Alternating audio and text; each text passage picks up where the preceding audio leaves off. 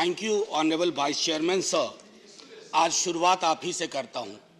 वक्त थोड़ा कम है मेरे हिस्से में, तो मालिक तेरी रजा रहे या तू ही तू रहे, बाकी ना मैं रहूँ ना मेरी आरजू रहे। तो वो एक सेंस ऑफ प्रोटेक्शन भी आपसे चाहता हूँ। वाइस चेयरमैन सर,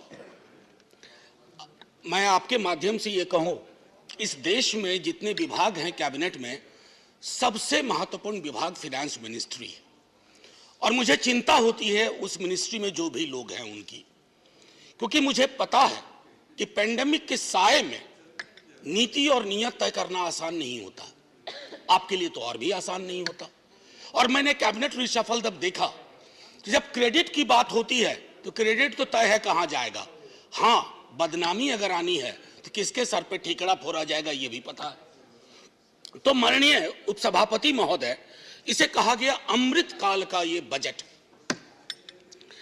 अब मैं जब कार्यशैली देखता हूं बीते कुछ वर्षों की, तो मुझे स्पष्ट दिखता है कि अमृत किन के लिए है और विष किन के लिए है। अमृत मित्रों के लिए है सर, पर्याप्त मात्रा में, इतना अमृत पी लेंगे कि पेट और फूल जाएगा उनका।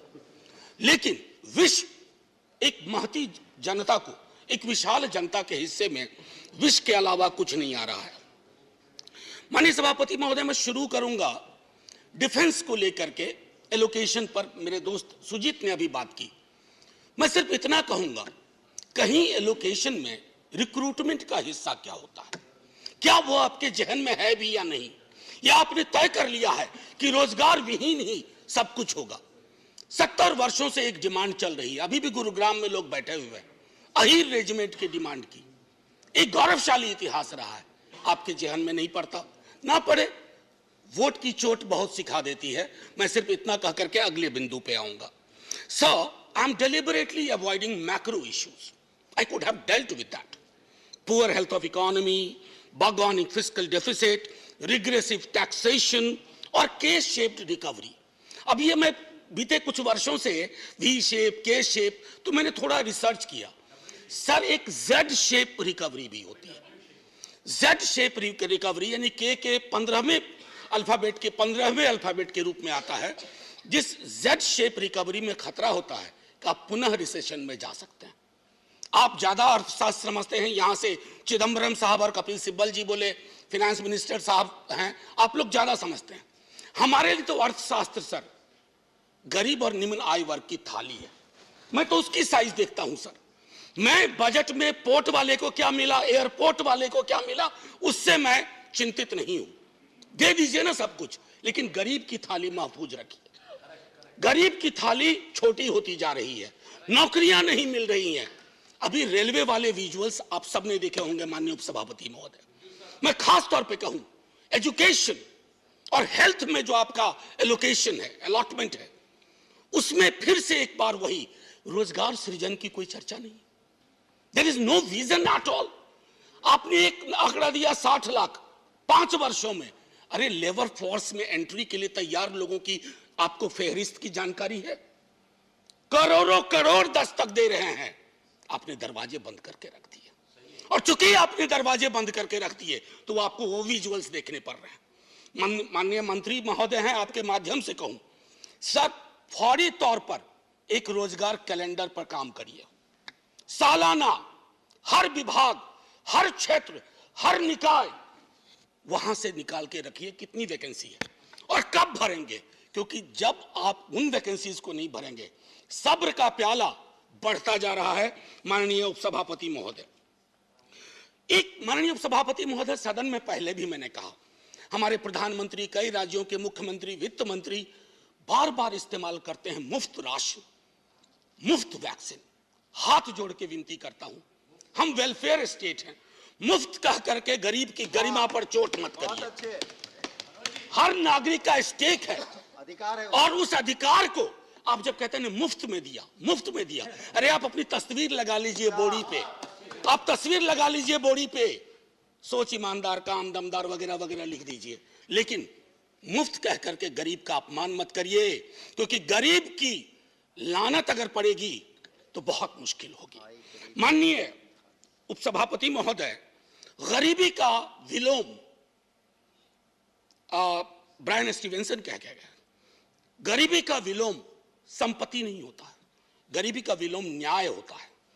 आपको अपने बजट के नजरिए में देखना होगा। मैं तीसरी बार बजट पे बोल रहा हूं सर, तीसरी बार इस सदन में। आर्टिकल 39 क्लॉज सी एक बार पढ़िए और मूल्यांकन करिए that the operation of the economic system does not result in the concentration of wealth and means of production to the common detriment. Read the Oxfam report. Sir थोड़ा indulgence, थोड़ा सा sir, मैं बस थोड़ा ज्यादा वक्त नहीं लूंगा, बस वाइंड अप ही कर रहा हूं सर। दूसरी चीज, बस मैं ये कह रहा हूं, तीसरी बार ये दिखा रहा हूं आर्टिकल 39। खैर सर, ग्रोथ बड़ी चर्चा होती है, आप कुछ नंबर बताते हैं, ये डिस्प्यूट करते हैं इधर से। सर हमको उससे भी मतलब नहीं है।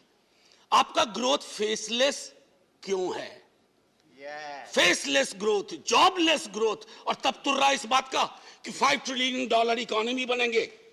सर आत्मनिर्भरता पर तो बहुत चर्चा होती है, मैं बोलना भी नहीं चाहता। मनरेगा को लेकर के एक बात जरूर कहूंगा। कल सुशील मोदी जी सदन में बोल रहे थे कि आंकड़े में गलती की इन्होंने, रिवाइज एस्टीमेट को, बजट एस्टीमेट को, रिवाइज एस्टीमेट को। मैं अग्री करता हूं सर आपसे, मैं उसमें नहीं जाना चाहता हूं। लेकिन जब रिवाइज एस्टीमेट के आंकड़ा आपके पास था और पैंडेमिक ने डिसरप्शन कर दिया था, आपने उस आंकड़े को क्यों नहीं देखा? आपने उस आंकड़े को क्यों खारिज कर दिया? और मैं आपको बताऊं सर, उस आंकड़े से संबंधित मनरेगा में मांगने पर भी काम ना मिलने में बिहार, गुजरात और मध्य प्रदेश सबसे ऊपर है सर। ये शर्म का विषय होना चाहिए, सदन के लिए सामूहिक शर्म का विषय होना चाहिए, पीठ ठोकने की बात नहीं है सर। बस सर मैं एक आध मिनट लूंगा, उससे ज्यादा नहीं। और सर हर साल काम ना मिलने का औसत ये बढ़ता जा रहा है, और प्री पैंडेमिक 18-19 से लेकर के अब तक। सर एक अभी हाल में एक किताब पढ़ी सर, बड़ी अच्छी किताब है, आपको दूंगा, मृणाल पांडे जी ने लिखी है, माया न घुमायो। सर उसमें एक व्यक्ति कोरोना के काल में बहुत परेशान होकर के, उनको गांव से निकाल दिया, तो वो पहुंचा एक कुएं के पास। तो कुएं में पड़ियां थी, उन्होंने कहा मैं 2 शंख दे रही हूं। एक है करामाती शंख जो मालिक को मनचाही चीजें देता है, एक है डपोर शंख जो लच्छेदार बोली बोलता है, बहुत देने का शोर मचाता है पर वादे कभी पूरे नहीं करता। धन्यवाद धन्यवाद सर एक हो गया सर एक मिनट सर, सेंटेंस खत्म करने दीजिए। सर पूंजी निवेश का मामला में आता हूं।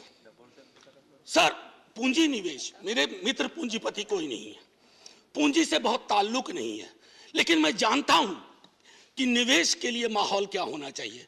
सर जहां फातिहा के लिए उठे हाथ पर कंट्रोवर्सी हो जाए, जहां वस्त्र, कपड़े पे, रहन सहन, खान पान पे, आप उस देश में सर कोई निवेश करने से पहले हिचकेगा। सर 30 सेकंड सर, आप तो जय हिंद बोलने का, आप शुरू में ही एक शेर आपके लिए सुनाया था, एक और सुनाऊंगा आपको। बस सर रिहैबिलिटेशन अब नहीं है, बस आखिरी सर, टाइप नहीं है, सैनिटेशन आज वर्कर्स इसको खत्म करना है, 30 आज debate has to be completed today. Sir 30 second sir, sanitation workers मुझे माफ नहीं करेंगे।